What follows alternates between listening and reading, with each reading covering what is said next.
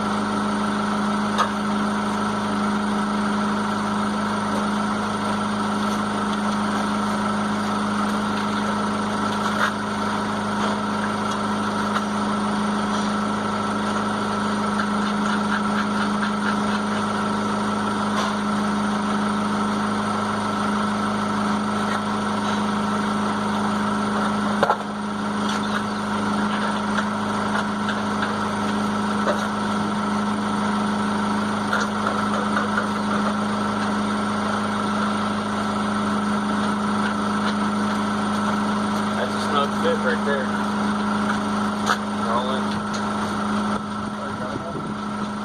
Yep.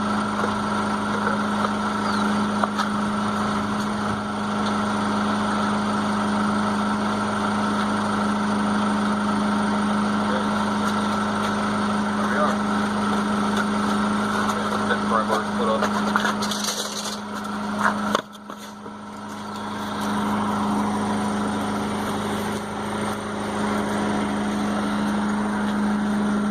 How to reverse this now. Okay, as you saw, that went together pretty easy. All the bolts are real nice and snug. I think I commented that those were 12mm, but they're not. They're 14s, and they're locking nuts. I can't remember what the guy called them at the place. I mean, we always called them peen tops or, you know, crown tops, but that's what we're going to use. So it's going to take some time now because we have to make sure everything's straight, make sure it's level side to side, make sure that we got the front half of the frame going parallel where it should be and not off or up or down or, you know, cattywampus. So we're going to get on that real quick, but it's still pretty early today, so hopefully we'll have all this back. Okay guys, here we are. Everything is back in, bolted together. We just checked the alignment. We're going to start welding. We've got this kind of propped up here and here to hold it so it doesn't move. Before we took this apart, we made kind of a, I don't know what you call it, just a kind of a jig that we could use in the frame and use the same spots on each one to measure from so we know we get it back. So now we're gonna, since we have to lay such heavy heat to this side frame rail, we've got it held in place on jack stands and weight on it so that it won't move.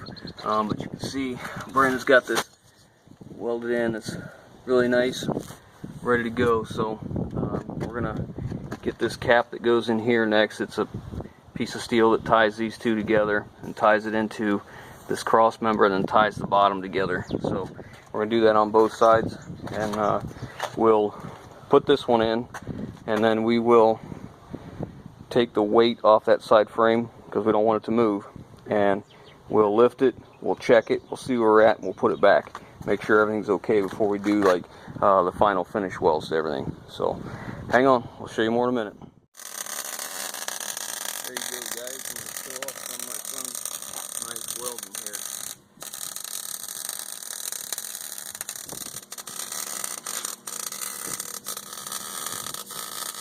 Oh yeah, I think that stuff looks better than the welds we took out, man.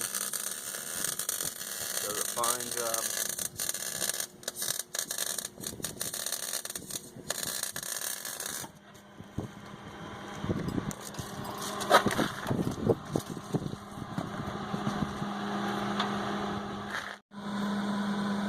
Okay guys, so what we've done is use the laser to go front to back, but I've got the string set up so you can see what we're doing here.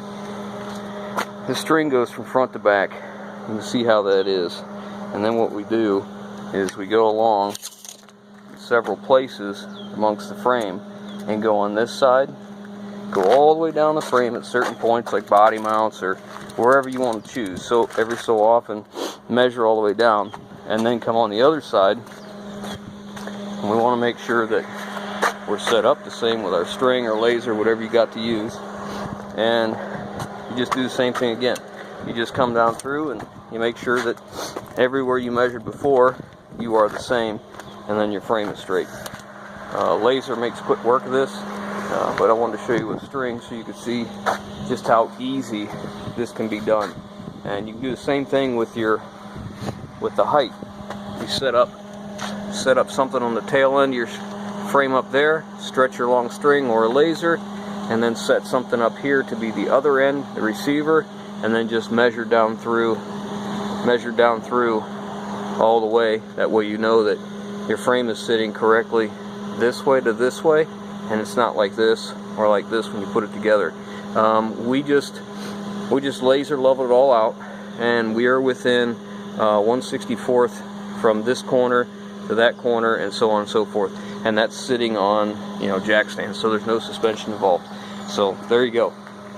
Well, we're just about done. We got just a little bit of finish welding to do, and I'll bring you back and show you it all done. Okay guys, this is it. This is the end of day 3. The frame is complete now. It's all back to one piece. Our heavy bolts are in, all the inside plates are in.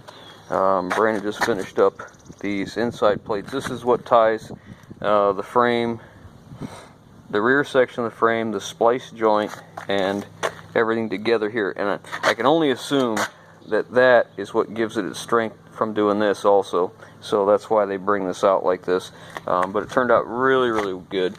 No issues whatsoever. We've checked it and rechecked it, and we are 100% square, 100% true and straight. So very happy with where we're at now. This side's all done. We cleaned up real quick and just put some primer, self-etching primer, and paint on it so it didn't rust before I get a chance to get everything else finished up. But very happy with it. The frame's all back to one piece, so now it's ready to go back together. So the next step of this is we're going to pressure wash the whole entire thing, and we will paint the frame. I was thinking about using acrylic enamel, but now I'm thinking I might order that Pour 15. That stuff is so messy though. I'm not sure. We'll see what happens there. We have to pressure wash the frame and the front differential.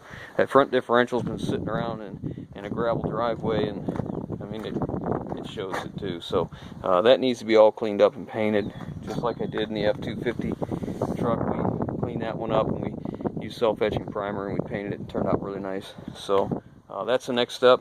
And I got my pressure washer out of the other garage. I probably ought to change oil in it.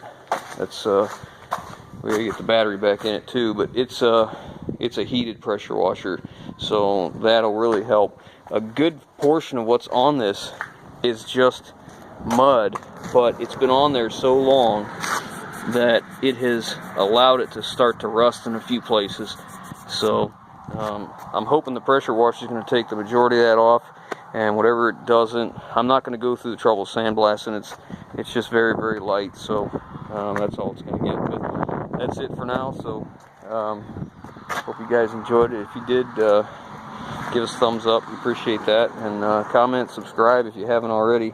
Got a lot more to come. I'm going to get this hopefully back to a rolling chassis, and I may hold off on this and get back to the V10 when the parts come in. As soon as we get the rest of the parts for this V10, it's going back together. I believe it's going to take less time to put this together than it will finish. God, that sun's horrible. Than it will to finish this, because this is a big project. Like I said, I'm really considering redoing the rear suspension, but this is going to turn into a big ordeal because the suspension I want to use basically comes. See if I can get out of that light for you. It replaces all this, uses one leaf spring, and it has one spring, a mono spring, that comes over the axle and then drops down just like a Peterbilt, but it's a Volvo, and flattens out. And then the airbag is underneath the frame right in here, this area, and it has a crossbar that goes over. Well, shoot, I'll just show you what I'm talking about, because I got it sitting right here, what I'm planning on using. Okay, so here you can see the system. This is on a Volvo tractor I have. The leaf spring hanger obviously bolts to the frame. Look at all that. That's a massive mount there. We don't need all this, but it is what it is. More than stinking huck bolts. So the spring comes up over top of the axle and then drops down. As you can see there, and then the airbag sits on top, and then the two are connected right here with the bar, and then it has shocks, and then there'll be an air ride. Well, first off, we got a track bar, and that's going to hold the rear end from moving side to side, and there's a air ride valve somewhere on here that as the rear end comes up, it adds air until it has a valve with a rod connected. The valve is connected to the frame, and the rod's connected to the differential. So as the differential starts to come up, because the frame's moving down, it'll add more air and then bring it back down. So that's going to take a little bit of work, because we'll have to have that mount or something similar to have a track bar. we don't necessarily need that track bar. That's not really all that important. I mean, we don't need one that size is what I'm telling you. So that's what we kind of like to do, put air ride on that truck, because those things ride horrible. So that's where we're at. So I'm going to leave you with that for now. So hopefully we'll get back on this Saturday or Monday. I'm not going to video me pressure washing. That's pretty boring. So anyways, I'll pick up once we're ready to set the front axle back in and really start doing some work. Alright guys, catch you on the next one.